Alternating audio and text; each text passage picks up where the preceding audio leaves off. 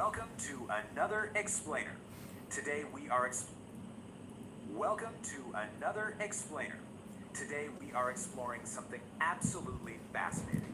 We're looking at the deep interconnectedness of Japan's breathtaking natural landscapes. You know, those ancient misty forests and serene coastlines, and its rich cultural heritage. If you've ever wondered how a society basically weaves its physical environment right into its DNA, well, you are in the perfect place. Okay, let's dive into this with a question that really sits at the heart of modern history.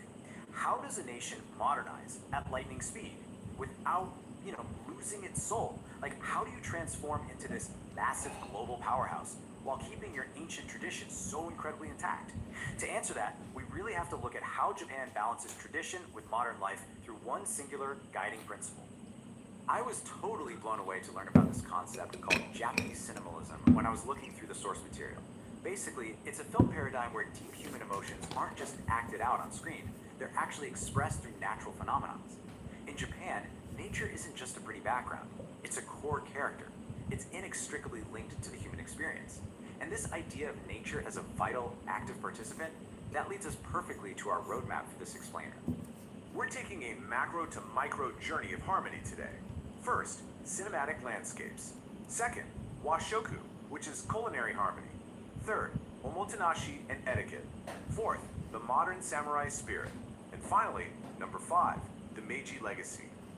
Alright, section 1, cinematic landscapes, where nature is the main character. The physical landscapes of Japan are so incredibly evocative that they literally anchor world-famous films. And the coolest part, you can actually visit these breathtaking spots. Think of Yakushima Island. Its ancient moss-carpeted cedar groves actually inspired the mythic forests of Princess Mononoke. Or Tomononora, this historic harbor town with these beautiful, calm inland sea views that served as the real-world muse for Ponyo. And of course, the Arashima Bamboo Grove. Just imagine towering stalks creaking in the wind. It creates a cinematic atmosphere all its own. These aren't just movie sets, guys. They are living, breathing ecosystems that completely define the Japanese aesthetic. Moving right along to section 2, washuku, the culinary harmony. Officially recognized by UNESCO, washoku translates literally to the food of Japan, or harmonious food. It combines wa, which means harmony, and shoku, meaning food. So the absolute crucial point here is that wa, harmony, is the thematic thread that stitches the entirety of Japanese culture together. It's not just about what's on your plate, it's about how the meal fundamentally respects the natural world around it. And this brilliantly illustrates that deep respect, the concept of shun, or seasonality. Japanese culinary philosophy actually divides the seasons into 3 microphases. First, you have hashiri, the early season. This is where ingredients are slightly tart and just full of anticipation. Then comes shun, the absolute peak season, where the food is at its most delicious and vibrant. And finally, nigori, the late season, which offers a lingering, almost nostalgic taste. I mean, think about how often we just eat totally out of season, but here there's a deliberate, beautiful respect for eating ingredients at their exact, fleeting peak of harmony with nature. You can actually see this harmony mapped out every single day in the Ichichu Sansai meal structure, which translates to 1 soup, 3 sides. First is your staple, usually some steamed white rice. Then a soup, like a warm miso or dashi stock. Next is the main dish, which is often grilled fish or meat. And then that's followed by vegetable side dishes for nutritional balance. Finally, pickles to act as a palate cleanser. This highly practical format ensures that every single daily meal is balanced, harmonious, and highly attuned to the seasons. Section 3, omotenashi and social etiquette. Zooming in from food to people, it all really starts with omotenashi, which translates to selfless hospitality. It is literally the art of anticipating and meeting a guest's needs before they even have to ask. You see this so vividly in traditional inns called ryokans, where every small course and every single interaction creates a restful, deliberate pace. The whole point is to completely remove friction from human interaction. And this desire to remove friction extends right into everyday, unwritten social rules. For example, avoid talking too much or interrupting others. Always leave room for responses. In Japan, people will rarely, if ever, interrupt you while you're speaking, so returning that respect is absolutely crucial. Also, communication is often quite indirect. You really have to pay attention to subtle cues like body language and eye contact.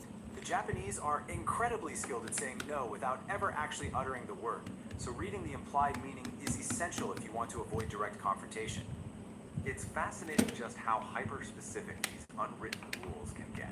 For instance, don't over-perfume. Yeah, to remain considerate in close quarters, like on crowded trains or inside tiny restaurants, wearing really strong scents is actively frowned upon. It really highlights the extreme level of consideration required to maintain public harmony. Now, this meticulous consideration also applies to the spiritual realm. Just look at the precise process for properly praying at a shrine. Step 1, bow twice. Step 2, make your wish silently. Step 3, clap twice. Step 4, bow again. It's like a perfectly choreographed dance.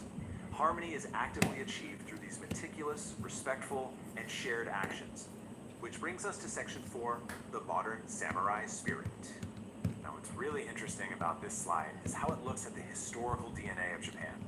This excerpt from academic research shows that Bushido, the ancient code of the samurai, wasn't just left in the past. No, it was actively reimagined, and it continues to deeply shape modern Japanese corporate and societal culture today. Basically, the warrior of the past is deeply connected to the office worker of the present. So how exactly did this ancient warrior code evolve into the modern corporate playbook? Well, just look at the parallels. The samurai's deep loyalty to their lord became a deep loyalty to the company. The strict feudal hierarchy, that evolved into a profound respect for hierarchical seniority in modern business. The warriors' focus on preserving their domain directly translates to a modern focus on long-term corporate stability. And crucially, leaders are expected to make sacrifices for the collective good, exactly like how samurai prioritize group honor over personal gain. Section 5, the Meiji Revolution's legacy. We really have to look at the Meiji Revolution to understand how this all survived.